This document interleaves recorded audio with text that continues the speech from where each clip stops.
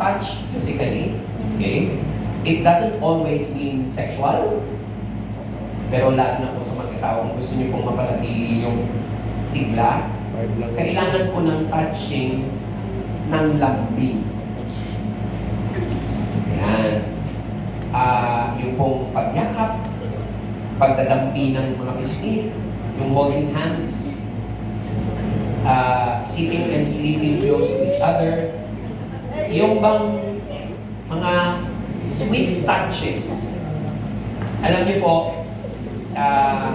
isa po siguro ito sa aking personal love language sa aking misis. Ano po? Yung bang papunta sa kanya. So ako po, kahit saan kami, kahit sa loob ng kotse, gusto ko po magka-holding hands kami.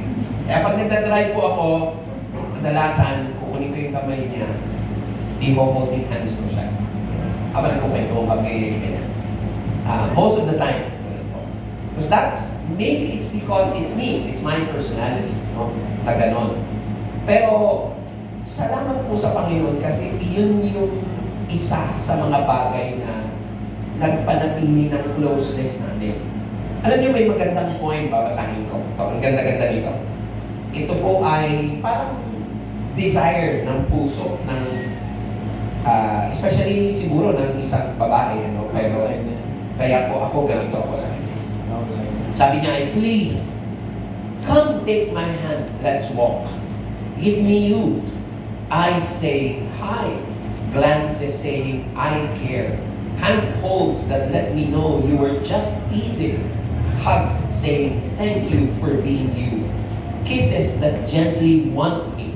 Then love that says, I'll be there tomorrow and every day hereafter. Sana ganun po. Hindi kailangan sexual palagi. Ano lang, kahit na yung wala ka naman. Sa totoo lang po, sa ganitong edad, mahina na po tayo dun sa bagay na. Pero dapat ba nawawala na yung lambing? No, hindi dapat. Kaya, iyan po, touch physically. Dapat tuloy-tuloy po yan. Pangalawa po, touching emotionally. Ano naman po ang ibig sabihin ito? Ito po yung intentional sharing of the same world. Kasi kadalasan po sa mag-asawa, may sarili ng mundo. Lalo pag matagal ng, may sarili ng mundo, hindi po dapat. Dapat you are still sharing the same world. Sharing your time together, interest, feelings, thoughts, goals, and ideas. Pero sa amin pong pagiging mag-asawa, 2 times po kami nagpa-planning every year. June at saka po December. Yan po yung mga, po namin, at time ng planning namin. Ano po talaga? Talagang nagtitake time kami. Bawa, punta po kami sa Starbucks, magkakape kami. Habang nagkakape, nagpa-planning kami noon. Ano sa palagay mo, gagawin natin itong buong 6 months na to, ganun po kami. So we share the same world together. Sabi po ng isang author, sabi niya, one of the hardest definitions of marriage to maintain is a long conversation that always seems too short. Sa pag-aasawa po daw, dapat ang maging goal natin, yung long conversation natin, para bang laging bitin.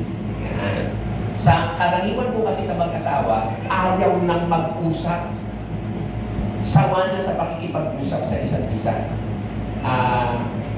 Alam niyo po, ang dami namang pwedeng pag-usapan kung tutuusin eh. Kaya kami po, halimbawa, tulad po niya, gusto ko po siya kasama sa pagdadrive ko, pag nagbabiyahe kami sa kahit nasa kung saan. Kasi po, yun, ang dami namin na pag-uusapan. Sometimes, nagkakamaritisan kami dalawa. So, basta lang po ma-enjoy natin ang isa't isa. And that is touching emotionally. Yan. Pangatlo po, touching mentally. Ano pong ibig sabihin naman? Yung po bang pagdating sa kaalaman, yung mental capabilities, dapat po nagtatagpo din kayo. You come to an agreement about the most important issues sa buhay. Paano mag-i-spend financially. Tulad po nung binanggit niya kanina sa atin, di ba? never po namin pinag-awayan ng malaki ang pera. Never. Kahit na po nung panahon, sabi nung iba, kaya naman kasi kayo hindi nag-aaway sa pera, wala naman kayong pera, so wala kayong pag-aawayan. Well, totoo naman po yun nung una. Pero kasi kung later on, yan ang bless na ng Panginoon paunti-unti, pero hindi pa rin po namin naging problema yung na pinag-awayan yung pera. Lalo na po, yung binanggit po ni Sister Donna na pagtulong, kasi pareho po kaming matulong. Siya po, lapitan din po siya ng kanyang mga kapatid. May pangaso. Ako din po, gano'n. Bunso po ako, pero sa family po namin talagang all out din po ako. So, siya po, halimbawa meron po kaming tutulungan na kapatid ko, kamag-anak, pamangkin. In fact, meron po kaming pinapaaral ng pamangkin ngayon. Pero alam niyo po, siya pa ang nagbibigay. Kami po. Hindi namin po siya, never po namin naging problema sa sabi, ay, huwag kang bibigay. Hindi na nasamantala ka na ng mga ng mga kamag-anak mo. Never kong narinig sa kanya. Nagpapasalamat po ako sa Panginoon kasi ang pangasawa ko po ay isang babaeng napakasimple. Napakasimple.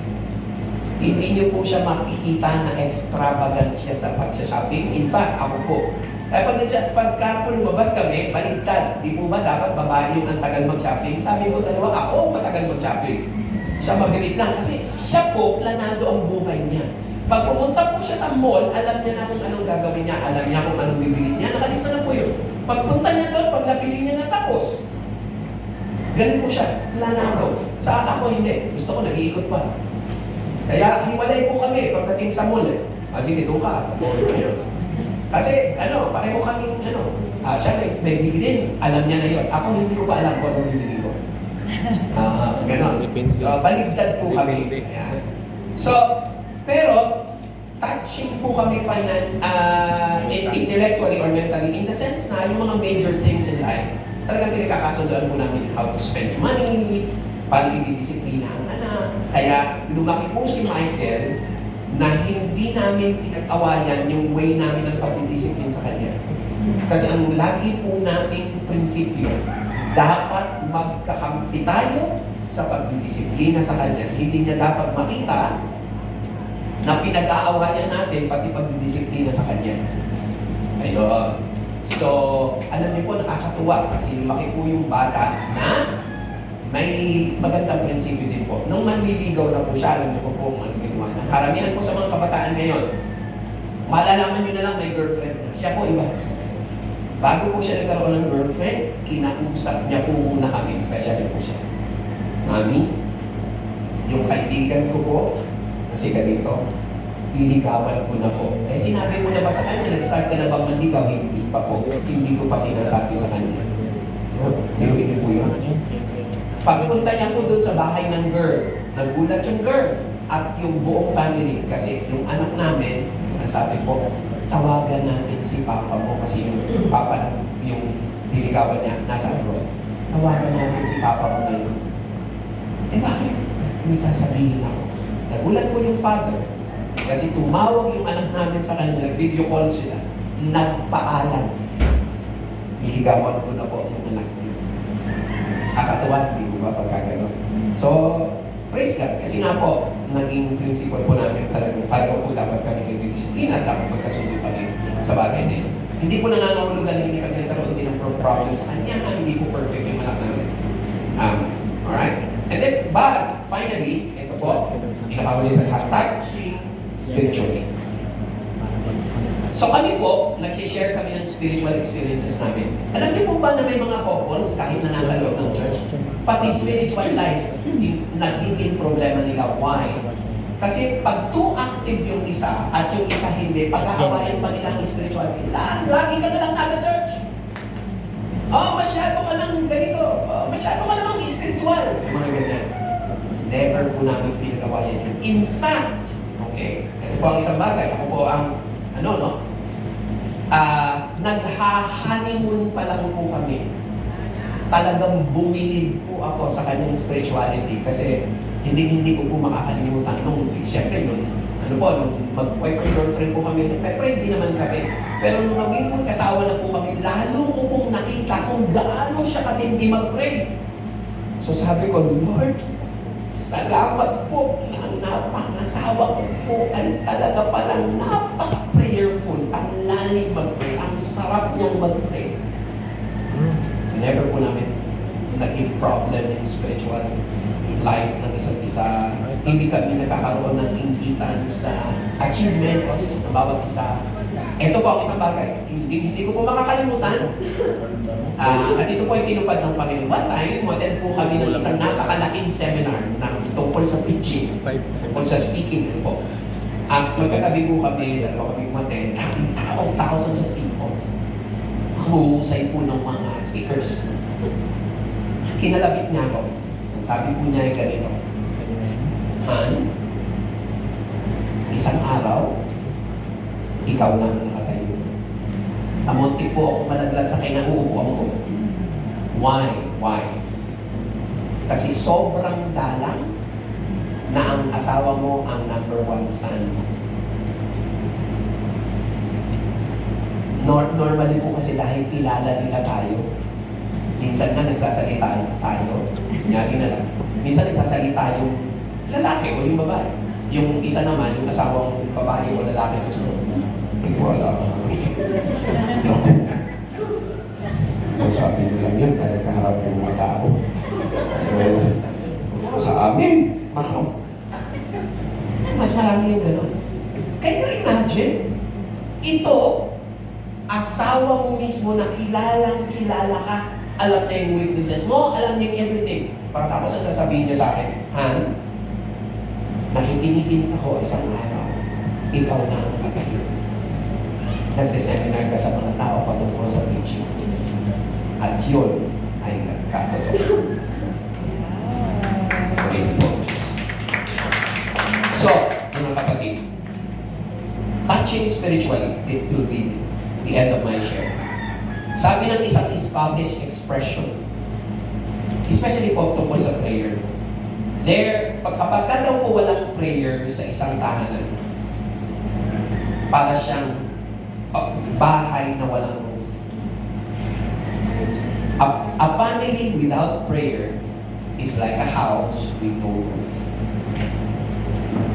So sana po, patuloy na spiritually ay magtagpo kayong mag-asawa. So lahat ng areas, ano na nga po ang dapat nagtatouch tayo? Number 1. Number 2. Emotionally. Number 3. Mentally. Number 4. Spiritually.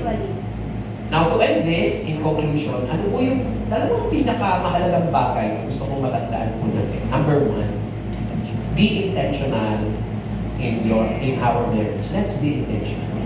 Let's under the word intentional is the word invest. Kasi pag intentional ka, mag-i-invest ka talaga. Ano yung mga i-invest mo? Time, money, effort.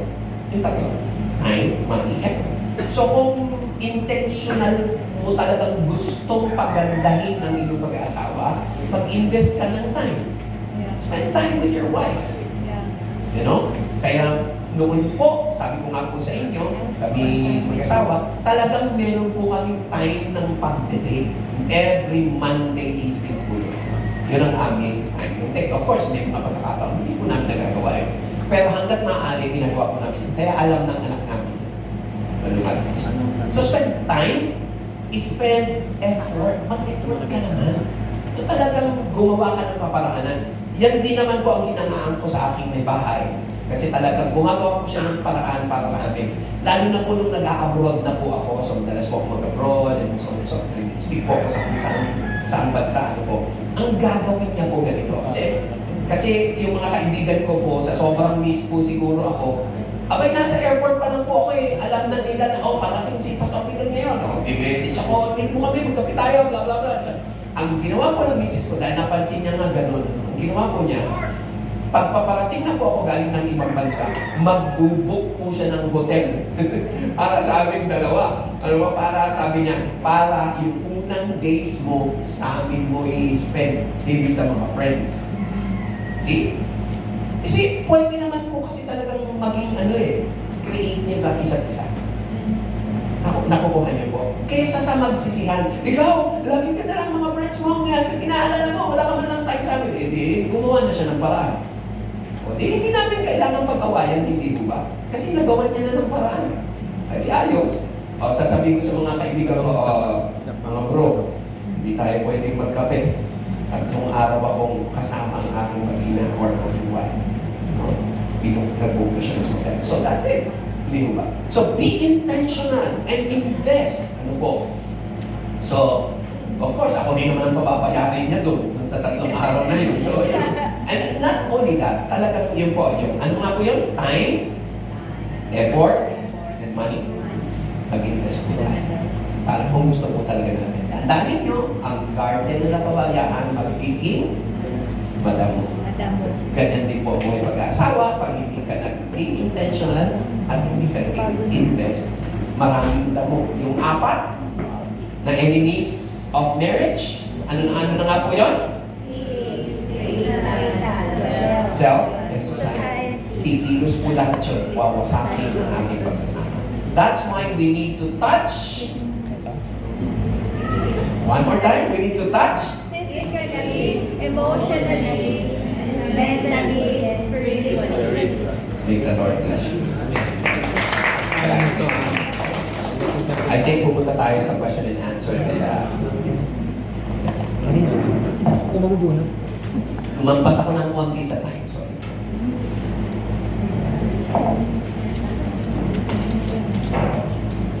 Thank you, Pastor Mix. Napakaganda po, ano? Isang mic. Nasa may isang mic.